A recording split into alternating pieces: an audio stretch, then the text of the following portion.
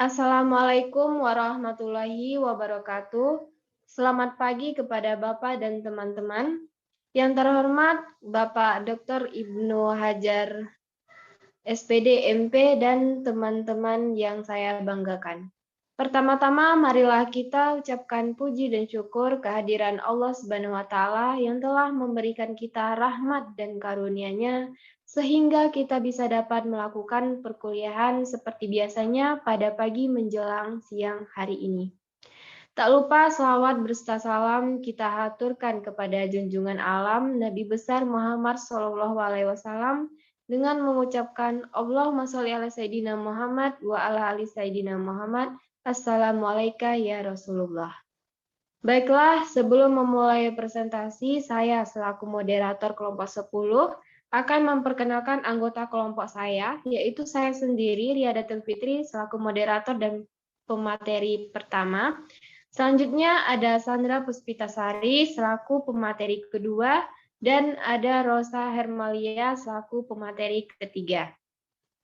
Untuk itu langsung saja untuk pemateri pertama akan saya bawakan sendiri.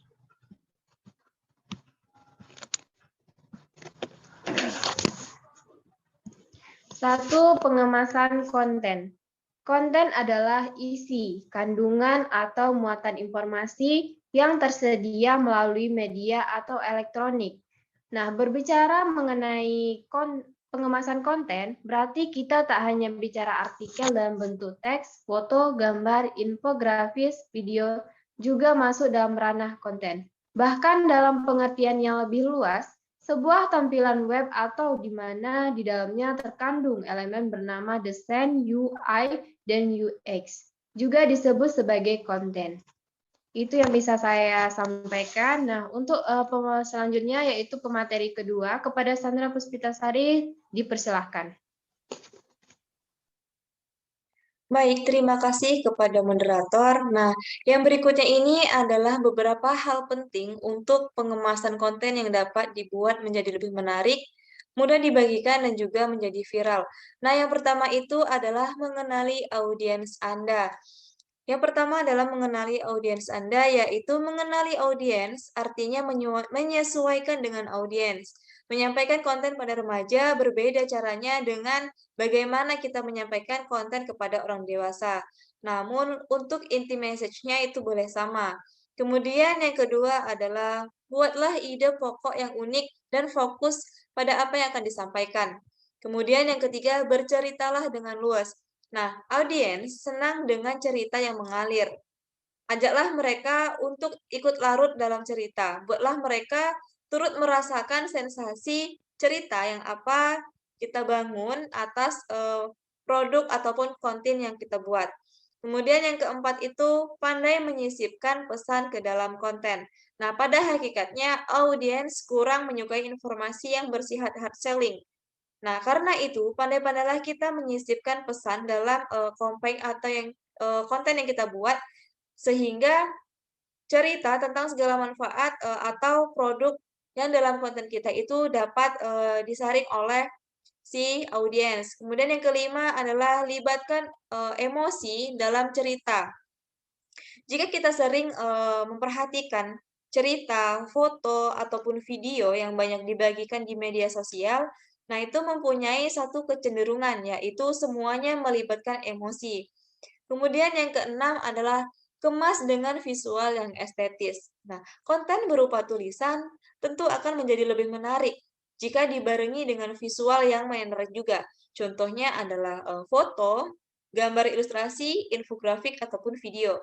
Sebaliknya, jika semua media sosial itu atau media visual lebih bermakna jika didukung dengan copywriting yang menarik juga. Yang terakhir ada ajak audiens untuk mengambil tindakan. Nah, setelah semua pesan tadi tersampaikan, ajaklah audiens Anda untuk mengambil tindakan. Tidak selalu ke link yang menyediakan penjualan, tetapi bisa saja berupa tautan untuk mengenali lebih jauh mengenai produk, jasa, ataupun konten yang kita buat. Kemudian ada sumber referensi konten. Nah, sumber referensi konten ini ada 6. Yang pertama adalah subscribe blog, kemudian yang kedua adalah post polling, Ketiga adalah tanyakan ke pembacamu. Keempat adalah share blog orang lain. Dan kelima menggunakan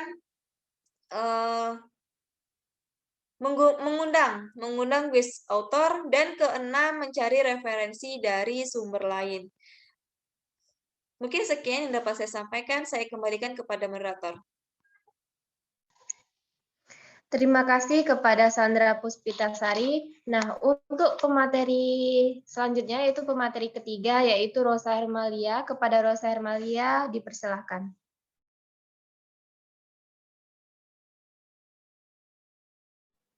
Baik, terima kasih kepada moderator. Materi selanjutnya yaitu konten kreasi yang produktif.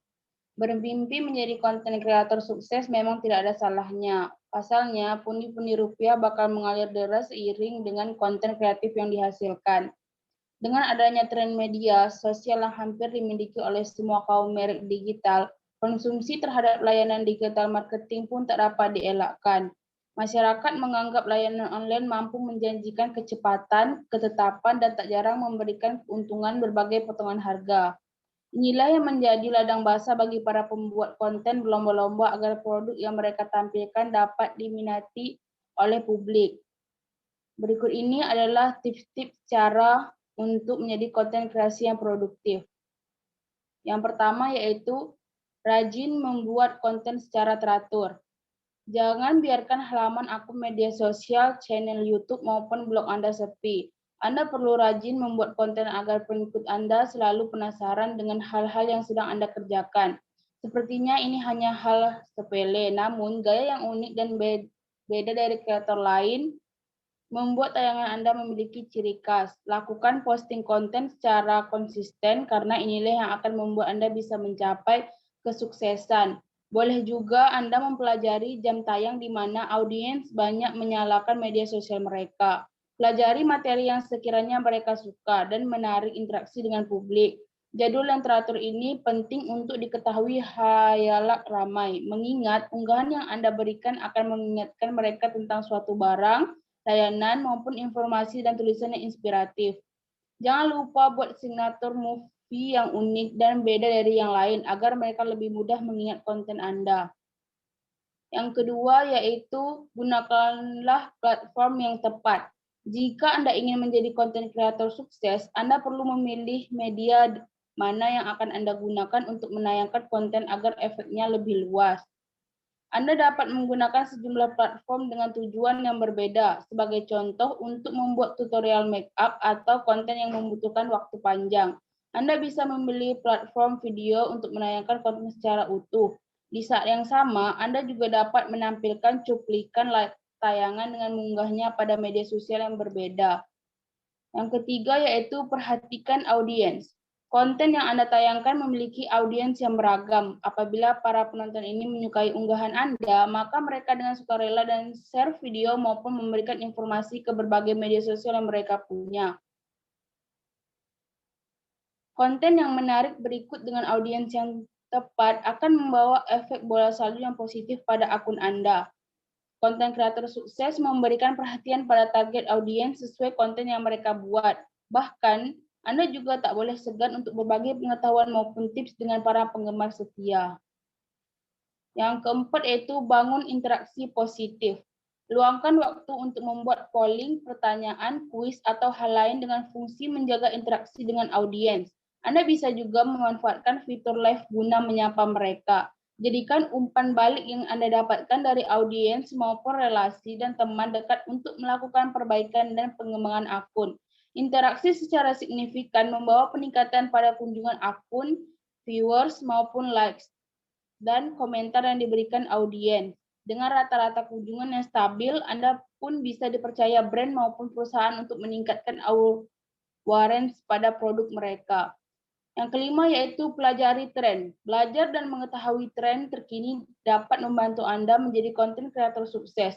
Pelajari tren yang sedang berkembang saat ini sehingga konten Anda selalu up to date dan mampu memenuhi selera audiens. Dengan mengetahui tren kini, keinginan audiens, waktu tayangan tepat, dan fungsi perangkat media sosial yang digunakan masing-masing platform, niscaya akun Anda akan berkembang dan akan menghasilkan